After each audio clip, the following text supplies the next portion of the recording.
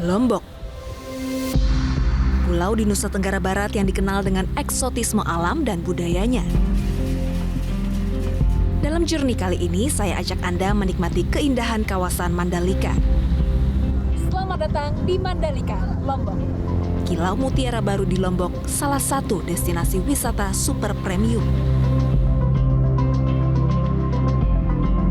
Hah? 201 juta?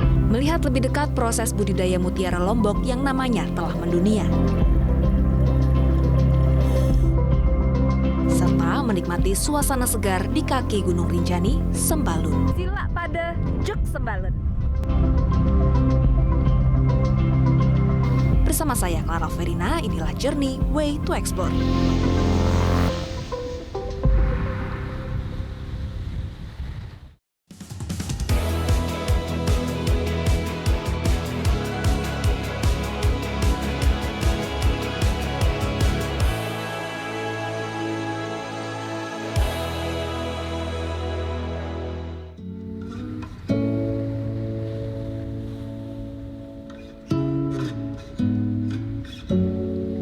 Lombok merupakan sebuah pulau di Nusa Tenggara Barat, Indonesia. Waktu tempuhnya hanya 1 jam 50 menit dari Jakarta menggunakan pesawat udara. Pulau dengan ibu kota Mataram ini dikenal dengan keindahan pulau-pulaunya yang memukau. Sebut saja Pulau Gili Trawangan, Gili Air, dan Gili Meno. 3 pulau yang keindahannya menjadi daya tarik wisatawan domestik maupun mancanegara. Namun tak hanya memiliki pulau eksotis, pulau utama Lombok sendiri juga menawarkan pesona berbeda dengan paket lengkap mulai dari keindahan pantai hingga gunung. Tak ayal, pemerintah Indonesia menaruh perhatian khusus terhadap pengembangan infrastruktur Lombok, khususnya di kawasan Mandalika, untuk menjadikan Mandalika sebagai destinasi super prioritas. Untuk mendorong Mandalika Lombok sebagai destinasi wisata premium, Kementerian Pekerjaan Umum dan Perumahan Rakyat Republik Indonesia terus meningkatkan kualitas layanan jalan pada kawasan strategis pariwisata nasional Mandalika. Salah satu dukungan diberikan adalah pembangunan jalan akses bypass Bandara Udara Internasional Lombok menuju KSPN Mandalika. Pembangunan jalan akses bypass ini dilakukan sejak awal tahun 2020 dengan panjang 17 km yang terdiri dari 4 jalur, 2 jalur cepat dan 2 jalur lambat dengan lebar 50 meter. Jalan bypass ini memiliki tipikal desain overpass dan direncanakan siap pada akhir tahun 2020 yang nantinya akan mendukung pelaksanaan MotoGP di Mandalika pada tahun 2021. Sebelum pembangunan jalan ini, ada jalan existing antara lain ruas jalan Tanah Awu Sengkol sepanjang 5 km dan ruas jalan Sengkol menuju Kuta sejauh 10 km. Jika biasanya butuh waktu 40 menit dari bandara ke Mandalika, kini hanya butuh waktu 15 menit.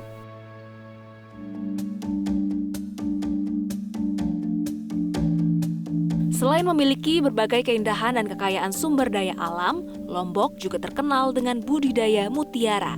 Tahukah Anda, Lombok merupakan salah satu pulau penghasil mutiara terbaik di Indonesia, bahkan dunia. Salah satu pembudidaya mutiara di Lombok ada di Teluk Nare, Lombok, Nusa Tenggara Barat. Teluk Nare berada dekat dengan kawasan populer di Lombok yakni Senggigi. Waktu tempuhnya hanya 20 menit dari Senggigi. Mutiara Lombok terdiri dari berbagai macam jenis warna, untuk harga pun bervariasi.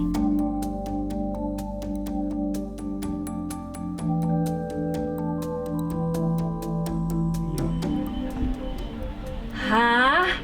201 juta? Namun terkadang bagi para pecinta mutiara, harga bukanlah suatu masalah berarti. Hai Mbak. Halo Pak. Clara. Mbak. Oke. Kalau masalah harga yang tinggi, memang karena kualitas kita tentukan dari prosesnya dari awal. Kemudian kita juga ada perusahaan tersendiri yang grading khusus tentang spesifikasi kualitas. Jadi di perusahaan kami itu ada perusahaan gradingnya sendiri.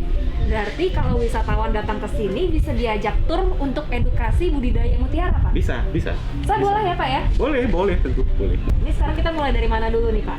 Ya, bisa mulai dari lapangan seperti Oke. itu. Yuk, Pak. Ya, silakan.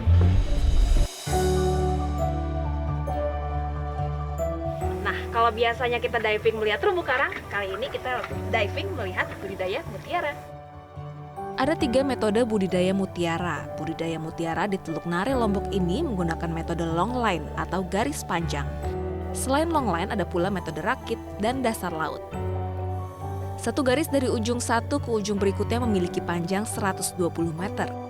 Setiap gantungan ini diberi jarak 1 meter. Sehingga kurang lebih ada 120 gantungan di sepanjang garis. Namun dari kerang-kerang sebanyak ini, tidak semuanya mampu bertahan hingga menghasilkan mutiara yang cantik. Bayangkan, hanya 80% di antaranya yang mampu bertahan. Keberlangsungan kerang ini sangat bergantung pada faktor alam seperti kadar garam air laut, arus, pencemaran laut, dan predator. Sepanjang hidupnya, kerang hanya bisa menghasilkan mutiara sebanyak 3 kali.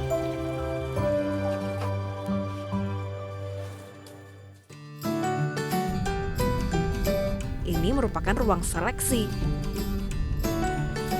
Di sini kerang melewati 4 tahap penyeleksian. Kemudian larva akan menempel di sebuah kolektor. Baru saat berusia 35 hari, kolektor ini akan diturunkan ke laut.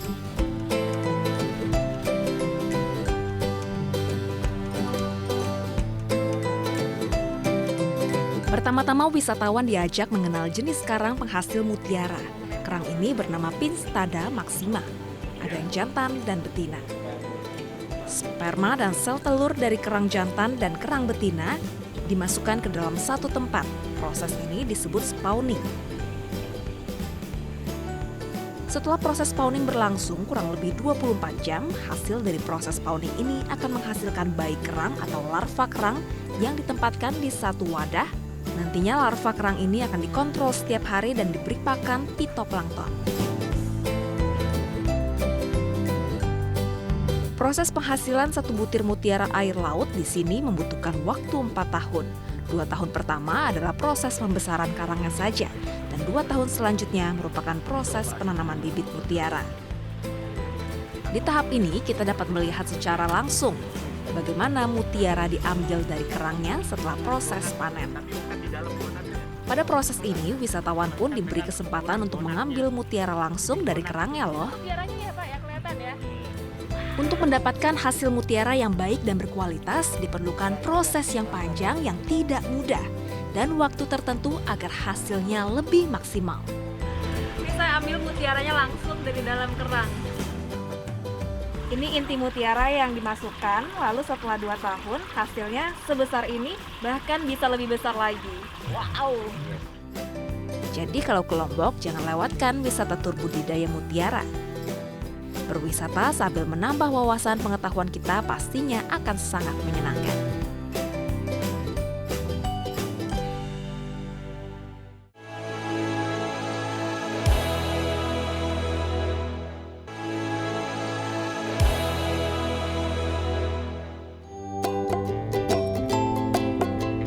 Pesona Lombok tak lepas dari keindahan Mandalika.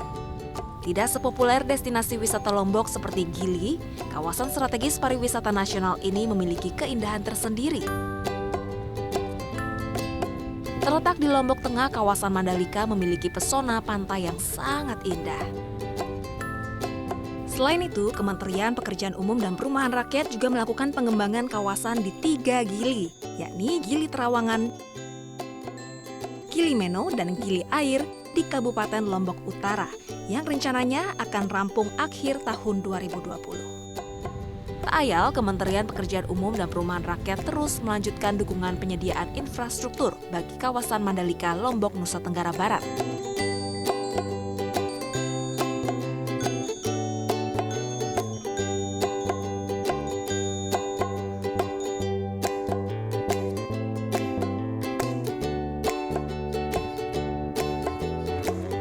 Selain pembangunan dan pengembangan jalan dari Bandar Udara Internasional Lombok menuju Mandalika, pada 2018 Kementerian PUPR juga telah melakukan penataan kawasan wisata di desa yang ada di Mandalika.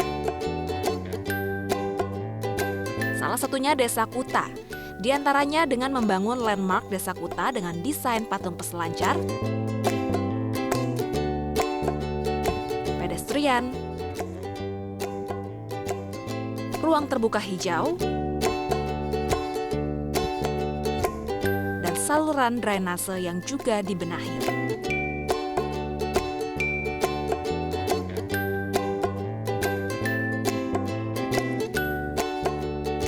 Selain di Desa Kuta, Kementerian PUPR pada tahun 2018 juga telah memperbaiki jalan lingkungan di Dusun Grupuk, yang juga menjadi salah satu destinasi favorit wisatawan.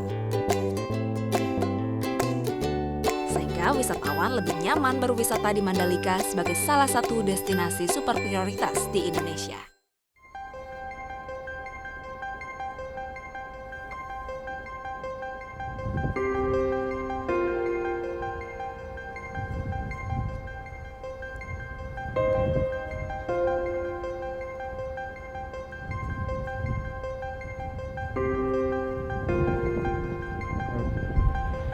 Nama Mandalika tidak lepas dari keberadaan legenda Putri Mandalika. Nah, di belakang saya ini merupakan monumen Putri Mandalika.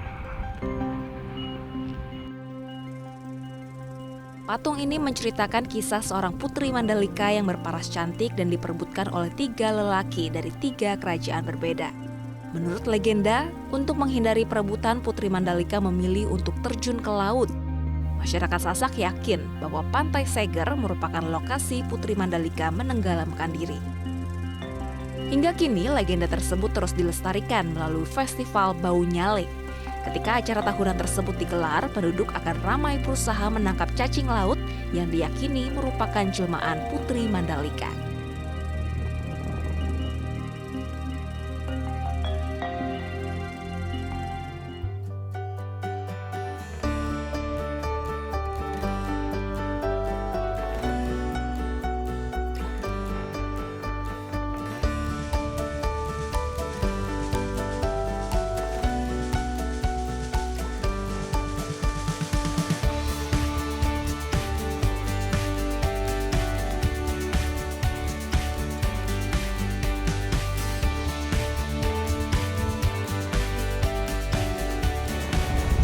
Satu destinasi menarik di kawasan Kuta Lombok ini ialah Pantai Seger. Di sini kita bisa trekking, naik sedikit ke atas bukit untuk melihat pemandangan cantik ini dari ketinggian.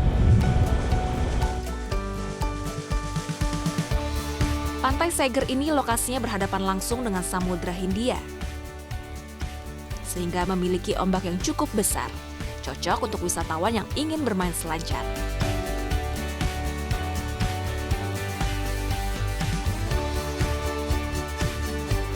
Tak jauh dari Pantai Seger atau hanya sekitar 2 km, ada pula Pantai Kuta Lombok. Ini nih salah satu primadona wisata di Lombok.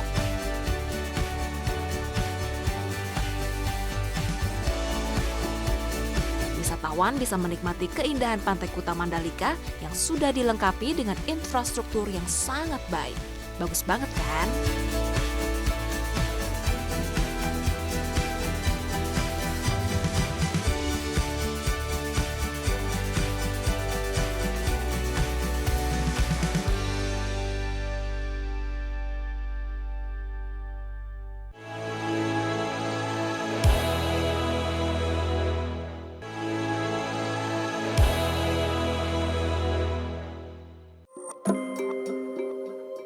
Lombok tak lepas dari keberadaan Gunung Rinjani, satu dari 7 gunung dengan puncak tertinggi di Indonesia dengan ketinggian mencapai 3.726 meter di atas permukaan laut. Karena keindahannya, Gunung Rinjani ditetapkan sebagai salah satu geopark dunia oleh UNESCO. Pesona Rinjani tak hanya berasal dari gunung itu sendiri. Kegagahannya juga ditopang oleh sepetak surga yang terletak tepat di kaki Rinjani. Sepetak surga tersebut bernama Sembalun.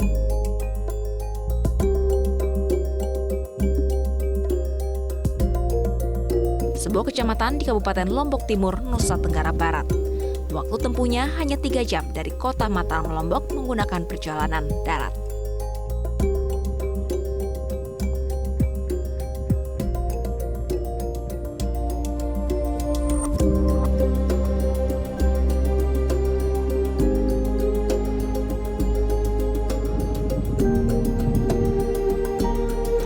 ini saya berdiri di Bukit Selong. Cukup berjalan kaki sedikit, kita sudah bisa melihat pemandangan indah ini. Di depan saya ada Bukit Pergasingan dan hamparan sawah yang luas.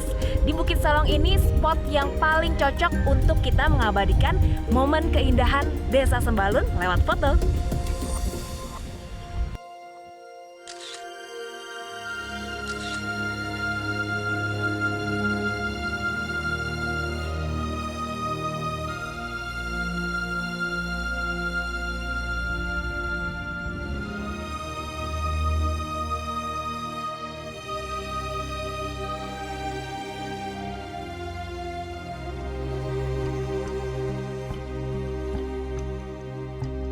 Berada di sebelah Bukit Selong ada Desa Adat Belek.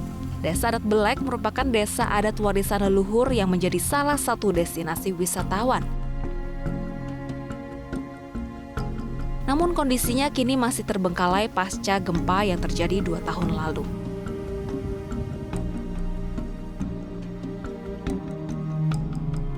Gempa berkekuatan 6,5 skala Richter pernah mengguncang Kabupaten Lombok Timur. Desa Sembalun merupakan salah satu kawasan yang terdampak hebat. Namun kini Sembalun sudah bangkit. Meski demikian, jejak sejarah gempa masih bisa ditemui, salah satunya di Desa Adat Belek. Berdiri di area vulkanik, tak heran jika tanah Sembalun menjadi gembur nan subur. Perkebunan menjadi denyut nadi masyarakat Sembalun. Berkat hasil alam yang melimpah, Sembalun pun memegang peranan penting sebagai pemasok rempah-rempah bagi Lombok dan Nusa Tenggara Barat. Bahkan, Sembalun tercatat sebagai salah satu daerah utama penghasil bawang putih di Indonesia. Jika berwisata ke Sembalun, wisatawan juga punya kesempatan untuk berkunjung ke kebun-kebun milik warga. Jangan salah, kebun ini memang sengaja dijadikan sebagai agrowisata, sehingga para wisatawan bisa merasakan langsung pengalaman bercocok tanam di Sembalun.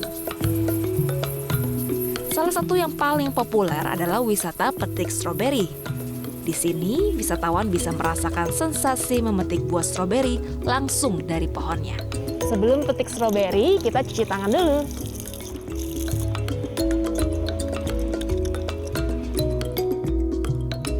Ibu, permisi. Kalau mau petik stroberi sendiri, bisa? Bisa. Berapa Ibu harganya? Satu orang masuk karcisnya 10.000. 10.000. Bisa nyicip. Pakai keranjang ya Bu ya?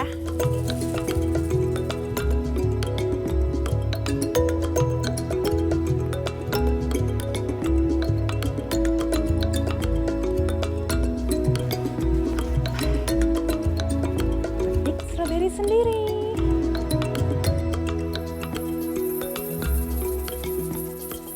Buah stroberi di Sembalun ini biasa musim panennya di bulan Juli dan Agustus. Nah, pas banget nih pas saya datang ke sini, ini lagi musim panen. Nah, cara memetiknya, kita pilih buah stroberi yang sudah matang yang berwarna merah.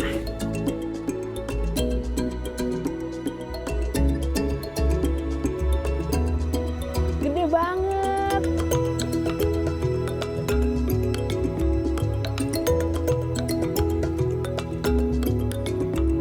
Soal rasa jangan ditanya. Selain manis, pastinya lebih enak karena hasil petik sendiri.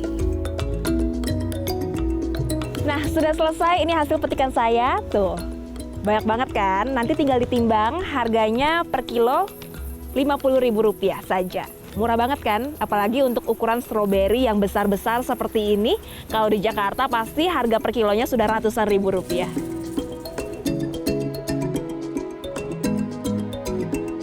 Berada di ketinggian 800 hingga 1.200 meter di atas permukaan laut, tanah Sembalun juga cocok untuk tanaman jenis kopi baik Robusta maupun Arabica. Berada di Sembalun, saya pun tak mau melewatkan kesempatan ngopi. Kini, kedai ngopi di Sembalun semakin menjamur.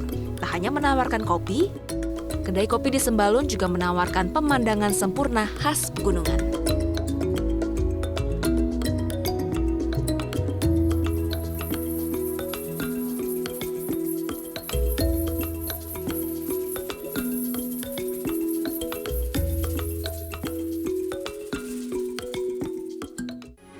Metro TV. Jelajahi cara baru mendapatkan informasi. Download Metro TV Extend sekarang.